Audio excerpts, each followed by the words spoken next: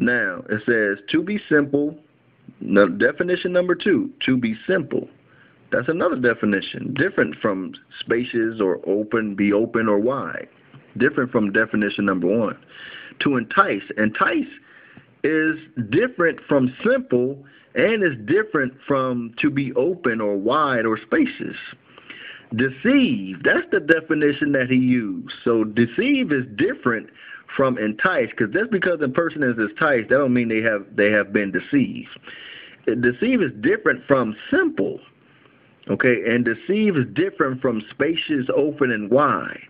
Let's look at the next one, to persuade. Okay, now let's drop down and go to 2A. To be open-minded, simple, be naive. To be enticed, be deceived. To be deceived, be gullible. To persuade, to seduce. To deceive. To be persuaded, to be deceived. So, as you can see from this definition, they never go over the whole definition when they're trying to justify their wicked-ass doctrine, is that this definition of patha and not rakab means to be open or spacious, open wide, to entice, to be simple, to deceive or persuade. So he took one word, which is this word deceive, and said the whole word patha or enlarge means to deceive. Now, isn't that deceiving?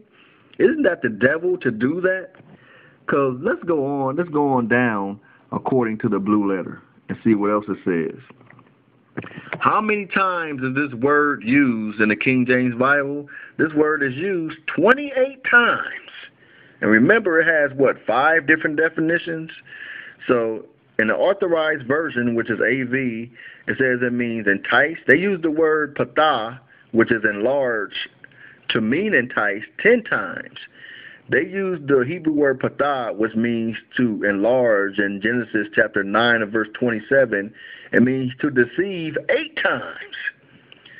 The word patha, which is enlarge, is used as the word persuade 4 times. The word patha, which means to enlarge, is used as flatter 2 times. The word patha, which means to enlarge, is used as the word allure 1 time. The word patha, which means enlarge, is used as the word enlarge 1 time. And the word patha, which means enlarge, in Genesis chapter 9, verse 27, is used as silly one and silly 1 time each. So now, let's concentrate on the word enlarge, in which Genesis chapter 9 and verse 27 gives you. It says enlarge. So let's look it up. There go the Hebrew word again, patha. Now let's read it. It says PR, which means primitive. Primitive means the original meaning of the word, the origin of the word. It means what? To spread out, to open. So Japheth was enlarged, which means he was spread it out all over Europe, and that he would go dwell in the tents of Shem, which Japheth's son in Genesis chapter 2 verse 9, Madai or the Medes dwelt in the tents of Shem, which was he was dwelling in the tents of Persia or the Persian Empire or the Elamites, which you read that in Genesis chapter 10 verses 21 and 22. So that's the understanding of it. So where does he get rakab means to be deceived in this scripture? If you read it with his definition, and it says that Japheth shall be deceived, and he shall dwell in the tents of Shem. That doesn't make any sense. How is the Most High going to deceive him? What's the deception? Dwelling in the tents of Shem? He's stupid. He retarded. So let's go on. It says kindred are patha, and it says another word right there. It said also the roots beginning. It said the roots of the word beginning with letters. Those letters. It says in the Indo-German languages, compare Sansir or Sanskrit, pad. It says to spread out. In the Greek, it means, or in the Latin, it gives you these two words in the Greek and Latin, patio, and then it gives you Proverbs 20 and verse 19. It says, one who opens his lips, used as a garrulous man, whose lips are opening continually, meaning open wide. That's how Japheth was, open wide. He was spread out from Europe to the tents of Shem, which is Persian and the Mede Empire, okay? Which are, the Japheth are the Gentiles, some of the Gentile nations, okay?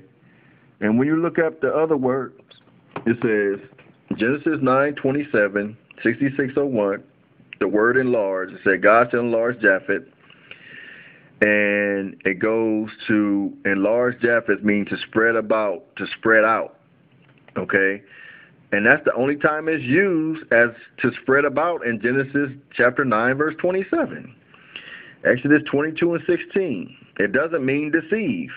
And hey, let's look up this second, Exodus 22 and 16. It said, if a man entice a maid. So if you use this word enlarge, meaning to be enticed, or like the brother said, that was about to deceive, let's use that word deceive. It says, if a man deceive a maid, which is a woman, a young woman, that is not betrothed, and lie with her, he shall surely endow her to be his wife. That doesn't make any sense. You go deceive a woman? No. The scripture says that the word that's used, enlarge, means this time it means to entice a maid, to entice her, make her like you, put the mac down on her, entice her, make her love you and like you and look at you. Oh, he's good. That's what that means. It doesn't mean to deceive a man or a woman or a maid. That is retarded. So you can see the young brother, the young snake, the young viper, clearly doesn't know what he's talking about. Because they are so many people blind, salvation, black. And the Most High Son and Lord, the flesh, and he shall dwell in the presence of Shem, Semitic for Israel. Right. See that? So, you know, these, Yahushua Mashiach said unto her, come on, woman, believe me, that I will come when you shall neither in this mountain, neither in this mountain, God, nor yet. Now, this is another one in which they did very deceiving on this one again, and all you have to do is keep reading the whole chapter of John chapter 4, because he said this woman is not going to receive salvation. Okay, this Ethiopian or woman or Cushite woman or Samaritan woman. All you have to do, Israel and Gentiles, read the whole chapter and see what Hamashiach said to her. Don't just read John 4:22 to 24. Read the whole chapter, because something happened later on in which Yahushua did that was contrary to what most people may think. And this woman was a Gentile. So let's go and see what they say.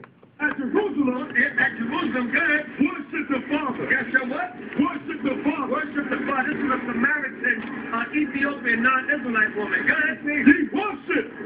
You know not what. He told the Samaritan woman, you worship, you know not what. God, we know what we worship. We know what we worship. I'm interested in too. When you look in the spirit at this is also future tense. Because aren't the Ethiopians still in the land of Israel claiming that they Jews? Because Yahushua was also prophetic on this Ethiopian woman. God, for salvation. For what? Salvation. For salvation, God, is of the Jews. No, of everybody. Of the Jews. Of all nations. Of the Jews. Now, why would Yahushua tell her that she was a Jew? Now, he's retarded once again. Now, it says salvation is of the Jews. Meaning that salvation is coming from the Jews. It's coming from Hamashiach Yahushua. And it's coming from the apostles, meaning we have the means of salvation, and when the Jews, the Israelites, have the knowledge of salvation. It don't mean that nobody else is excluded. It's just that means that salvation is coming from, or it's going to be of, the Jews. The Gentiles, the nations, have to be taught by us. They must be taught by the true Jews, the true Israelites, which are us, who believe in the gospel of Hamashiach Yahushua and who believe in the truth. Okay? So You got brothers like SOT, the Saints of Thunder. You got the Tabernacle of Christ. You got a lot of brothers that's teaching the truth about the Gentiles. We have to teach the Gentiles the truth. So it doesn't mean salvation is is not for the Gentiles. It's a salvation is of the Jews. Let's get that straight. Okay? But let's keep reading and see what happened. Okay? This is it says in verse 25, it says, the woman said unto him, I know that Messiah cometh, which is called Christ. When he is come, he will tell us all things. Jesus said unto her, I that speak unto thee am he. And upon this came this disciple and marveled that he talked with the woman. Why did the disciple marvel that he was talking to a Gentile or Samaritan or a Cushite or Ethiopian? Because he just gave the commandment, don't go to Samaria and don't go to the Gentiles. And Christ is talking to a Gentile. So he's wondering, what are you doing? It says, verse 28, the woman then left her water pot and went her way into the city and said unto the men, come and see a man which told me all things that I ever did. Is not this the Christ? Then they went out of the city and came unto him. In the meanwhile, his disciples prayed him, saying, Master, eat. Let's drop down. And then it says this right here in verse 39, and many of the Samaritans of that city believed on him for the saying of the woman which testified, he told me all that I ever did. So when the Samaritans were come unto him, they besought him that he would tarry with them, and he abode there 2 days. And many more of them believed because of his own word. Shalom.